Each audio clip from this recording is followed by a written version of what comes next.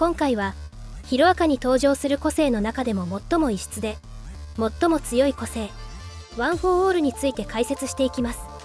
主人公デクが無敵のヒーローオールマイトから継承された個性だよね。ヒロアカ世界では個性と呼ばれる超能力が生まれつき一つだけ備わっているのですが、ワン・フォー・オールという個性は人から人へ継承していくことができ、継承されるたびに強くなっていく得意な能力です。継承されるたびに継承者の能力が使えるようになるんだよね。継承された個性にはどんな個性があるの？今までの継承者は緑谷出久を含めて9人の継承者がいます。それでは順番に解説していきましょう。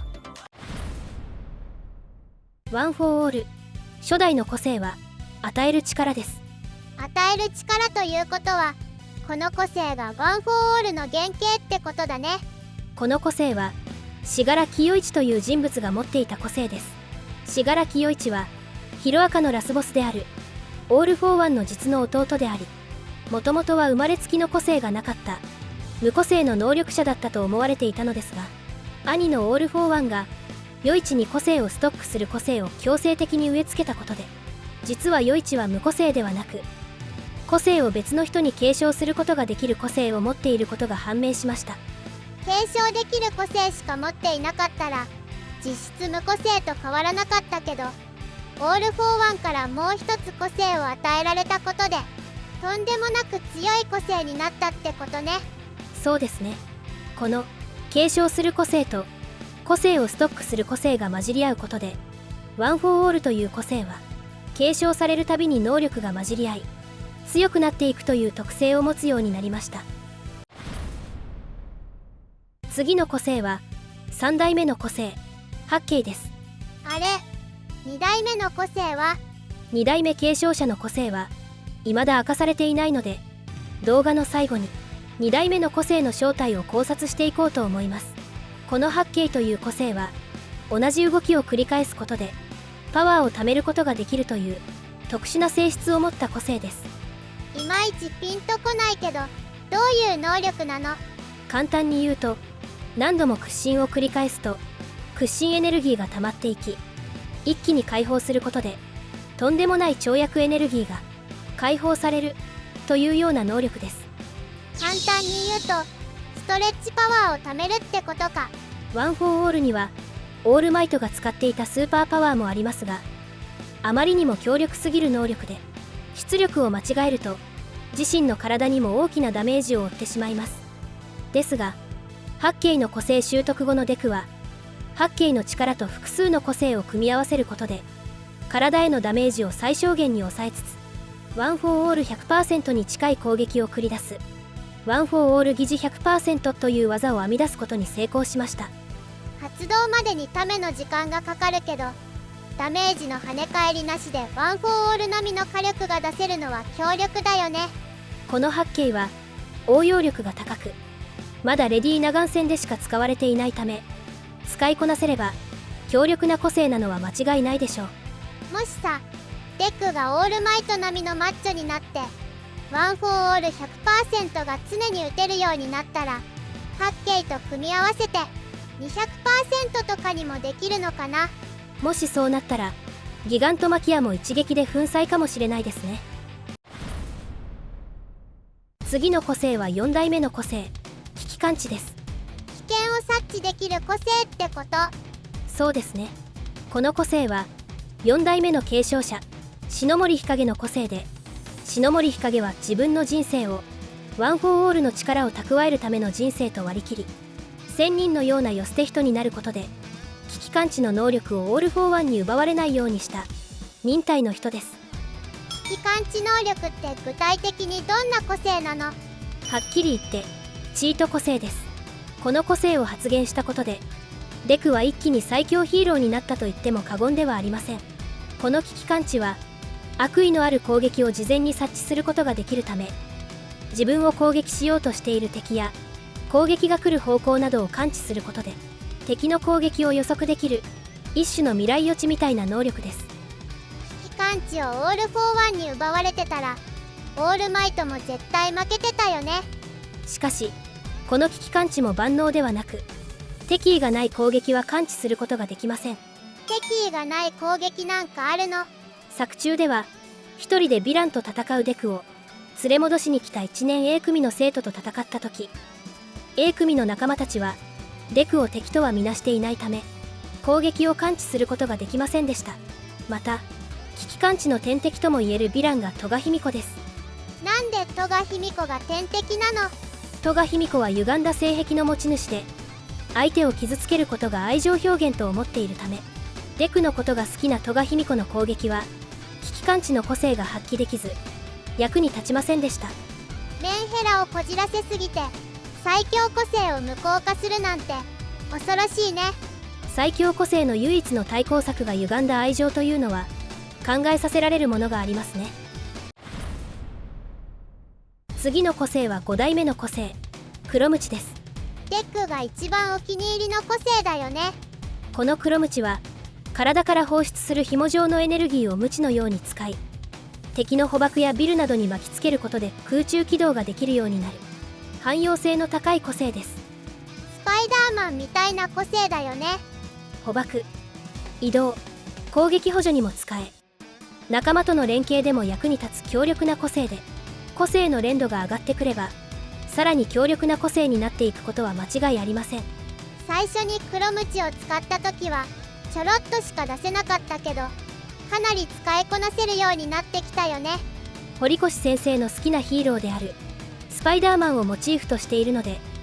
今後も黒鞭はデク愛用の個性になることは間違いないでしょう。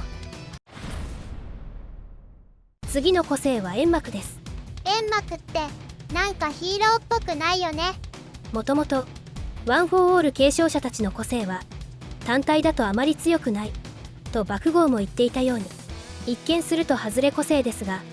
煙幕で見失った状態でワン・フォー・オールのスーパーパワーでどつかれると思ったらかなりの脅威になると思いませんか？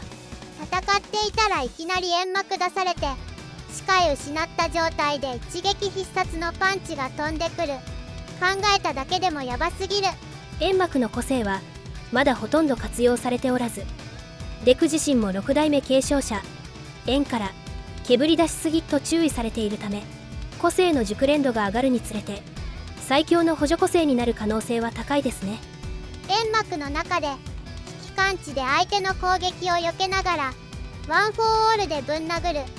これって最強コンボすぎない？次の個性は浮遊です。これぞヒーローって感じの個性だよね。こちらも単体の個性では火力にかけてしまいますが、ワン・フォー・オールの中に組み込まれることで強力な補助個性になりました。爆豪の爆破とかグラントリノのジェットとか空を飛ぶ個性はたくさんあるけど、何の制約もなしに空を飛べるのはかなり強いよね。浮遊と黒鞭を組み合わせることで落下物を止めたり、空中で敵を拘束、浮遊と八景を組み合わせることで高速移動ができたりと、個性同士を組み合わせることで応用の幅が無限に広がるサポート個性です。接近戦では煙幕と危機感知で攻撃が当たらず、逃げても浮遊と八景で追ってきて捕まったらワン・フォー・オールでぶん殴られる。デックがヒーロー側の最高戦力って呼ばれているのもわかる気がするよ。次の個性はワン・フォー・オールです。今までのもワン・フォー・オールじゃないの？個性を継承していく個性のことをワン・フォー・オールというのですが、ここでのワン・フォー・オールとはオールマイトが持っていたスーパーパワーのことです。ああ、スーパー脳筋個性のあれか。このワン・フォー・オールは純粋に身体能力をアップさせる個性で、簡単に言うとむっちゃ力が強くなる個性です。力が強くなるのレベルがぶっ飛んでるよね。ワン・フォー・オールが代々受け継がれてきたと同時にこの超パワーも進化していくのですが、扱うにはパワーが大きすぎてしまい、もともと個性があった人に受け継がれると寿命が短くなったり体が爆散するなど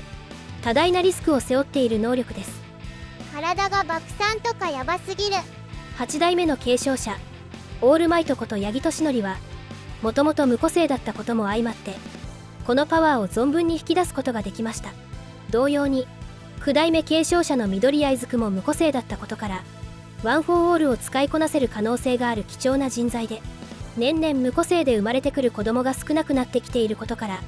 緑谷出久が最後の継承者になるのではないかと言われています。4代目の時もワン・フォー・オールの負荷が強すぎて40歳で老衰しちゃったんだよね。ワン・フォー・オールは単純な能力なのですが、身体強化の上昇率が異常なため、パンチの威力で天候を変えてしまったり、ジャンプするだけで高層ビルを飛び越えたりと、完全にスーパーマンレベルのチート破壊力を持っており、全盛期のオールマイトは歴代でも最強のヒーローと呼ばれるほどでした。でもさ、デクは攻撃するたびにボロボロになってなかった。ワン・フォー・オールを使いこなすためには強靭な肉体が不可欠であり、オールマイトのような恵まれた体格があって初めて使いこなせる暴れ馬のような個性です。まだ身体が成長しきっていないデクにとってはリスクの大きい能力でした。最終章ではかなり使いこなせるようにはなってきましたが、負担の少ない蹴りに応用したシュートスタイルやハッケイと合わせた生地 100% など、体の負担が少ない使用方法にとどめており、通常戦闘で使えるのは 45% ほどで、常に 100% で戦うことはできません。まさに諸刃の剣だね。シエ8再開編では巻き戻す個性を持つエリちゃんと協力することで、傷を巻き戻しで回復しつつ 100% の力で戦うという荒技を使い、千咲を倒しましたが、エリちゃんを危険にさらすため、最終決戦でこの技が使われることはほぼないでしょう。最後に、未だ明かされていない2代目の個性について考察していきましょう。2代目の個性って一体何なのかな。2代目の個性、それはズバリ加速だと思います。加速、なんでそう思うの。現在巷で有力視されているのは爆豪と同じ爆破の個性ではないかと考察されていますが、私は2代目の個性は爆破ではないと思います。なんでそう思うのさ。まず爆豪の個性、爆破は新世代のハイブリッド個性だからです。ハイブリッド個性。爆豪の爆破は父の個性サンカーセと母の個性グリセリンが合わさり誕生した個性です。個性というのは世代が進むほど個性が混ざり合い複雑な個性になっていきます。2代目は少なくとも100年近く前に生きていた人物で、爆豪たちの3世代前くらいにあたるため、当時の個性は今の個性よりもっとシンプルな個性だったはずです。確かに爆破の個性って複雑な個性だよね。そして歴代ワン・フォー・オールの継承者たちの個性は単体で見ると強力な個性ではないことが示唆されているため、2代目の個性も単体だとそこまで強くないけど、組み合わせたら強力な個性になるサポートの要素が強い個性だと推測できます。他の継承者たちの個性が補助やバフをかけるような個性だもんね。また2代目の個性を考察する上で大きなヒントになるのが2代目のセリフです。それはどんなセリフ。1つ目は2代目が精神世界で言ったセリフです。2代目は歴代継承者の中でもリーダー的存在で、デクを認め全ての継承者が一致団結した時に、ここからは加速していくぞと言っています。気合い入れていこうみたいな感じじゃないの。さらにヒントになるのが、最終決戦で戸賀卑弥呼によって分断されたデクが信楽との決戦の場、空飛ぶ雄英高校に駆けつけようとした時、浮遊のスピードでは間に合わないと思ったデクは2代目の個性を使おうとしています。この時2代目はワン・フォー・オールか